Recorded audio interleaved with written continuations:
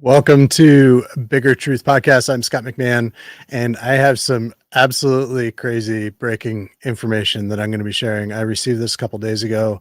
It was actually released publicly. I don't know. I think in the last week by a gentleman by the name of Matthew Tucciarone, who was involved with the Patriot Party with Steve Daniels and Daniel McCarthy, and then he actually got involved with the Mike Flynn Podcaster Network. He took some time away from politics. He ran into a little bit of trouble with the law through his sovereign citizen common law approach to really, in my view, deepening one's legal problems. And then he was on the Michelle Moore show as a whistleblower on exposing, just kind of talking about his experience with the Mike Flynn Podcaster Network, Mickey Klon, and Vandersteel. Is a whole mess. So you can look that up. His X handle is Truthergate, and I'll link to that in my Substack. I'll have links to all of this and copies of all the source material that I'm about to share. It took some time to review all of the information that he put in his Dropbox. I'll link to that too, so you can get the original source stuff.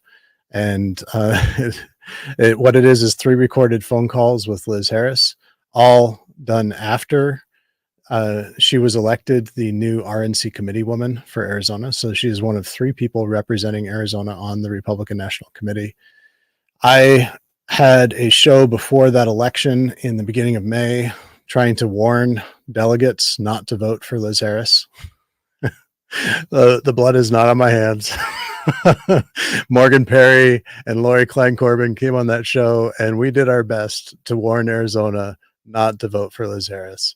But, for the same aspects of her personality that led her to be removed from the state House of Representatives after just about 3 months after she was elected are, what has led to this. So this is some pretty salacious stuff, and some of it confirms some reporting. Some of this stuff is actually new to me, and we will get right into it. We're going to look at some text messages first, and I'm just going to kind of share what I think are the highlights.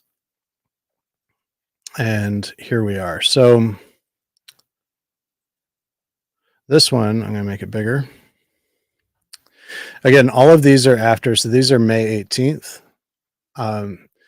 And this is Liz Harris. LH is Liz Harris here.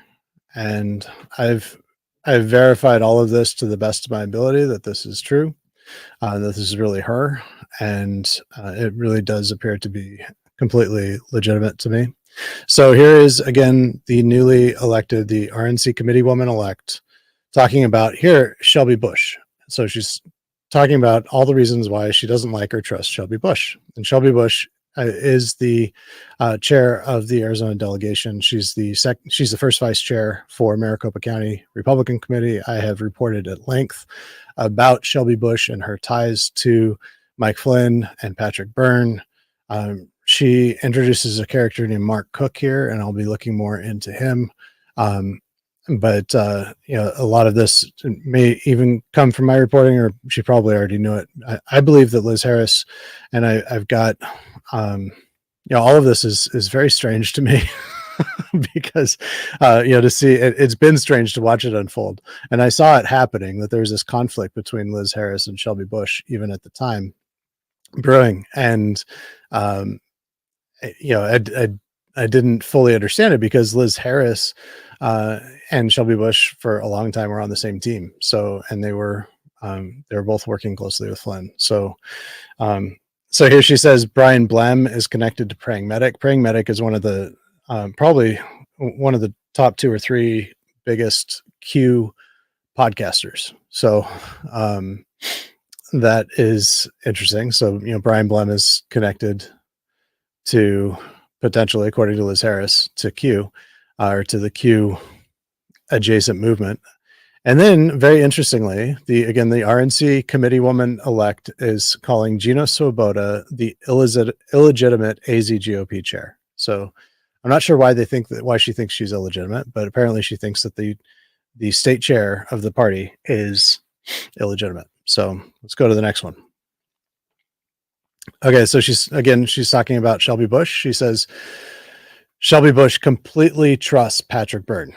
So, and this completely confirms what I have reported on and said and believed, that Patrick Byrne especially is close to Shelby Bush.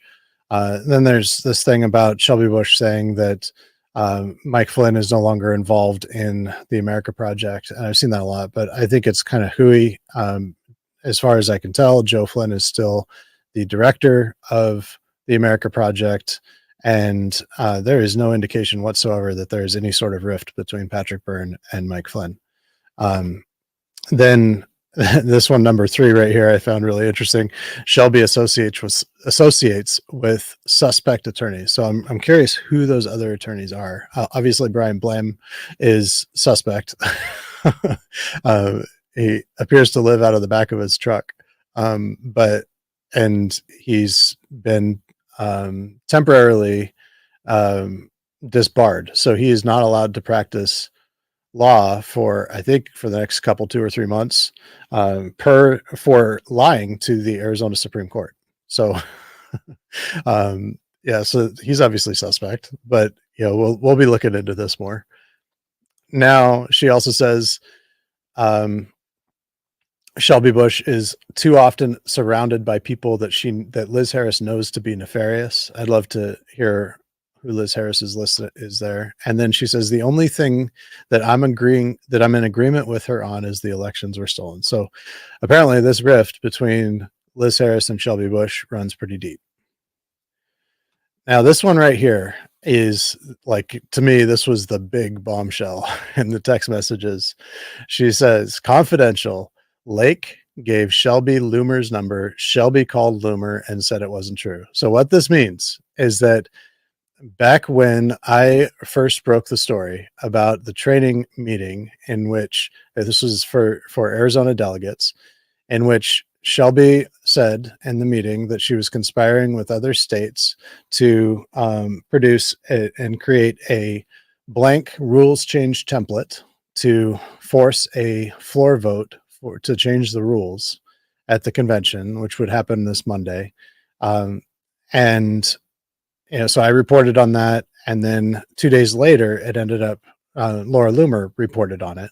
And then it appeared that Shelby Bush got a hold of Loomer somehow and convinced her to take it down. And she did. And so apparently, and this is the bombshell, Kari Lake was the one that stepped in to make that happen. So just like I reported that, according to sources that I just can't reveal, I've seen very credible evidence that suggests that it's Kari Lake that stepped in and prevented Shelby Bush from being removed from the Arizona delegation. That apparently Kari Lake, before that even happened, Kari Lake swooped in and was Shelby Bush's superhero savior, saving her from Laura Loomer's negative reporting. But she could not save Shelby Bush from the truth ultimately coming out, as it did spectacularly through especially the Washington Post. And so this is this. Now we're going to get into, it's going to get better. Now we're going to get into 2 clips. There's a lot. There's actually over 2 hours of phone calls that are recorded, and you can listen to the whole thing. A good chunk of one of them is entirely devoted to bashing a small town reporter in Michigan. That's me. I'm the only reporter they talk about, and they spend a good deal of time bashing me, which is, I think it's just hilarious. I love it. So here we go. Let's get right into it. So I need to quickly go over the 40 delegate situation. So on these 40 delegates, we're already divided. So just because we understand, when we made the slate of the 40 delegates, this is for the July convention. Okay. So she says we made the slate of the 40 delegates. So there's a we that Liz Harris is including herself in here, who made the slate. This is not the people, not the delegates. This is an elite group within the party that made the slate. So let that sink in a second. This is an absolutely unbelievable admission. A group of elites within the party made the slate. This is where we say, is Arizona going for Trump or Nikki Haley or Michael Flynn or whatever? Okay. So there's another one is, and I don't know if Liz Harris is being truthful about this, but seems to be implying that there's some sort of a debate. Is Arizona going to go among the elites and that she's a part of? And these elites are not establishment people. Okay. The establishment has whatever the establishment is, whatever the rhinos is, they have zero power within the AZ GOP. Arizona GOP has been completely taken over by the so-called grassroots. Okay. That Liz Harris, Shelby Bush are the leaders of, and they're the leaders. They're two of three different factions here that she'll get into more. That's like what I see as the next pivotal date. And I know you guys are probably wanting to expose a lot more stuff prior to mid-July. But in our group of 40 national delegates, we truly did not have a win because we sacrificed, because we got 40 national and 40 alternate. We sacrificed, okay, we'll let Wendy have a spot. We'll let Wendy's husband have a spot. Okay, so she's saying we did not have a win because we sacrificed some spots, meaning they didn't get 100% of their people. They only got like 80% of their people, and she's saying that they sacrificed to let Wendy Rogers in, which is pretty stunning. So there's clearly a lot of discord in there, and Wendy Rogers is not part of at least Liz Harris's warm fuzzies. We'll let Jake Hoffman have a spot. We'll let Barbara Parker have a spot. Okay, Jake Hoffman was just elected RNC committeeman. So now we have the RNC committee woman elect saying, complaining about Jake Hoffman, the RNC committee man elect, who is also one of the leaders within Turning Point. And so she's complaining about him having a spot. And now she's about to complain about State Senator Anthony Kern having a spot. And these are all people that and Anthony Kern, I can't stand any one of them. And Alex Colladin, all right? Okay, and Alex Colladin he's part of the Freedom Caucus in the state house. So she can't stand any one of them. This is from the RNC committee woman elect. The RNC is a professional organization. This is a serious organization. Liz Harris is not a serious person. This is exactly what we were trying to warn that Morgan Perry and current RNC committee woman, Lori Klein Corbin, we were trying to warn the delegates in the Arizona Republican Party that there's a problem with Liz Harris. She's not a serious person. The RNC is a serious organization. This is for people who have accomplished things in their lives, whose word means something to them. And they all have different motives and motivations, and some of them are for Trump and some of them aren't. It's a big, diverse group. They're representing their state parties. So if this is the way that this is apparently the way that the Arizona Republican Party wants to be represented right here. Them all have a spot because there was this thought that they were going to win anyway. So again, of the 80 that are going to the convention in July, we're already divided. Now, when we take the Shelby issue, everyone, like, it's kind of like, I'll call it, it's like Shelby's group versus Tyler Boyer's group from Turning Point USA. That's kind of like if I had to make two distinctions.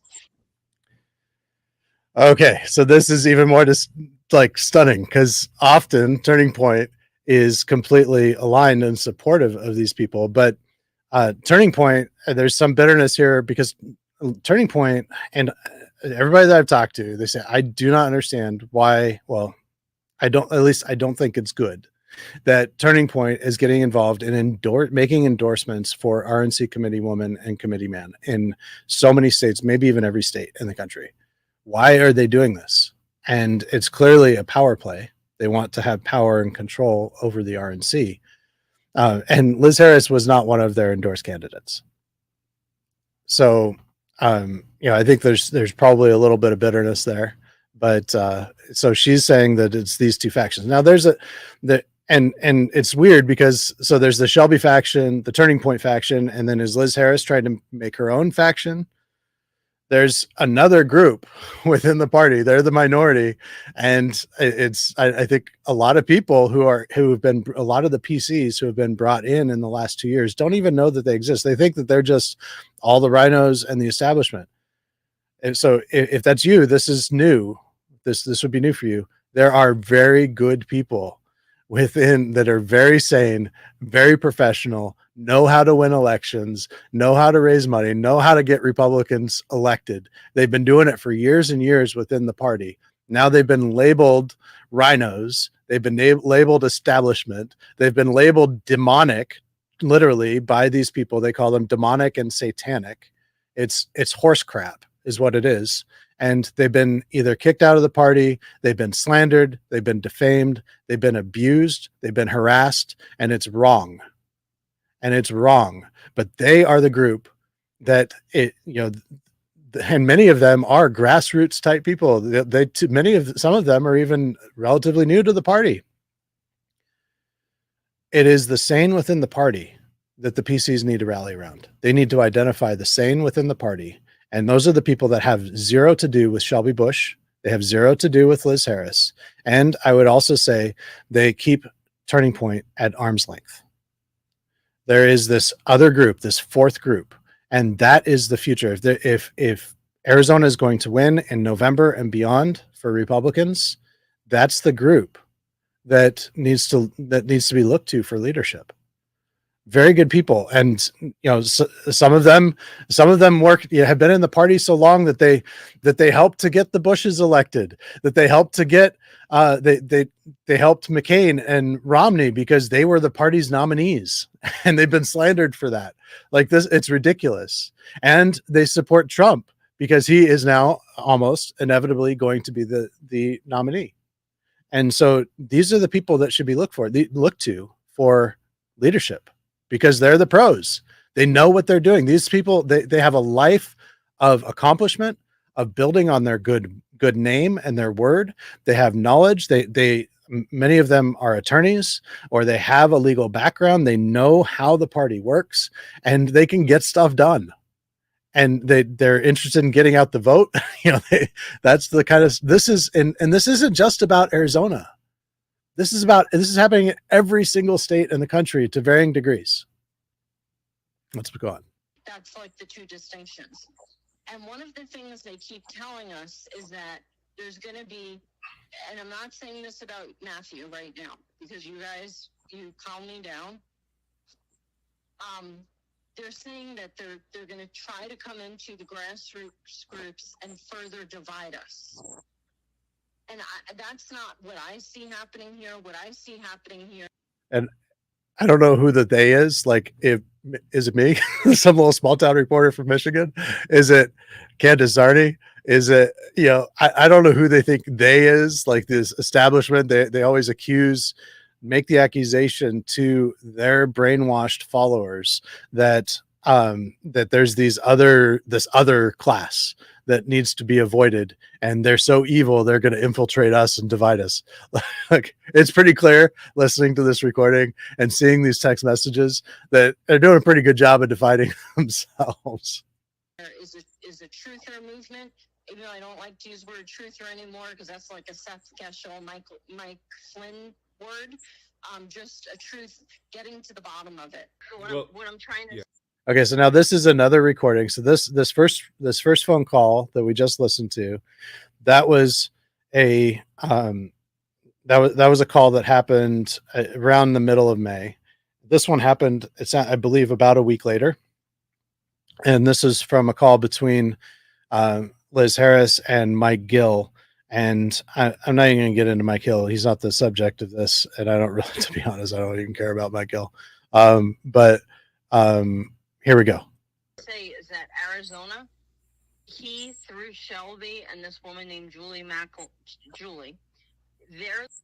So she didn't want to name Julie McElwain. Julie McElwain was the subject of an interview that I had with Tatiana Pena.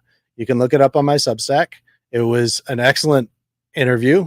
Tatiana was the second vice chair of MCRC, hugely successful, incredibly hardworking Republican that was just slandered, and they endeavored to be destroyed by Julie McElwain, who's the chair of LD11. Tatiana was, she provided, a pretty good evidentiary case that Julie McElwain is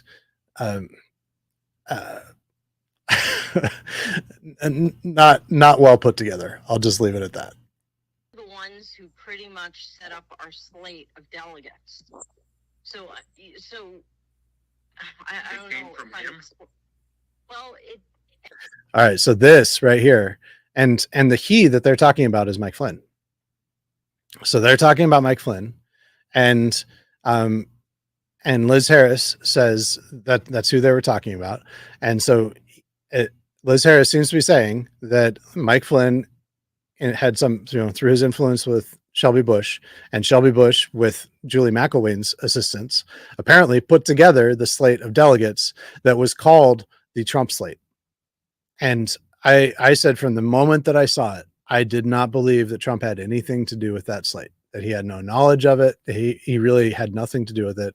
Somebody, probably Gina Swoboda, convinced somebody with the ability to do something with the website, with Trump's website, to get the slate up there. I had somebody do some back end looking on the infrastructure of the DonaldJTrump.com website. There was only one other state that had a slate that was endorsed by Trump, and that was Utah. No other state had a Trump endorsed slate. And so I think that, the whole thing, it was very deceptive, and this is confirmation. And I believe that Liz is telling the truth here, that Shelby Bush was behind that slate and that she created it herself with Mike Flynn's involvement. This is a bombshell. We've got a lot of friendlies on it, but these friendlies are so enthralled with Shelby and Julie that like Matthew tweeted some things he probably shouldn't have, but God's in control. And they know there's a leaker, and me talking to Matthew is probably what the leak is. Well, it is what the leak is. And so now I'm on the inside and I'm trying to run cover. I don't know if that makes any sense to you. Okay. So this is I think this is absolutely stunning. These are some pretty stunning admissions. I love it when people say things that they wouldn't say in public on a hidden camera or recording device. It's just one of my favorite things in the world. I always loved that about James O'Keefe, and not that I'm a James O'Keefe fan, but I think that any this is what journalism's all about. So I am grateful, Matthew. Thank you for sharing these with me and giving me the permission to share them. And and I wish you well. So you can check out Matthew on X, and you can, and I'll point to his post so you can get them from him. Get all these originals. I'll put my copies and everything that I've got here. And if you are at the convention, maybe I'll see you there. I look forward to it. And we will, just until next time, I'll be having another update today on what's going on with the convention later today. So thanks a lot.